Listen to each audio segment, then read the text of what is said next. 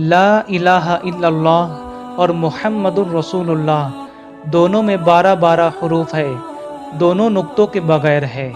پہلا حصہ مقصد زندگی بتاتا ہے اور دوسرا حصہ طرز زندگی، اور 12 حروف تقاضا کرتے ہیں کہ انسان اپنی 12 گھنٹے کی زندگی اللہ تعالیٰ کی رضا اور اس کے رسول صلی اللہ علیہ وسلم کی اتباع میں گزارے۔ پہلے حصے میں نقطے نہ ہونے میں یہ اشارہ ہے کہ اللہ تعالیٰ کا کوئی شریک نہیں، حتیٰ کہ ایک نقطہ بھی نہیں۔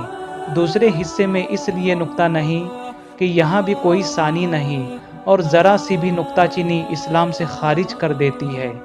دنیا کا سب سے خوبصورت جملہ جسے بغیر ہونٹ ہلائے ادا کیا جا سکتا ہے وہ ہے لا الہ الا اللہ۔ کلمے کے اس اول حصے میں یہ حکمت پوشیدہ ہے کہ ایک مرتا ہوا آدمی بھی جو نقاہت کے بعد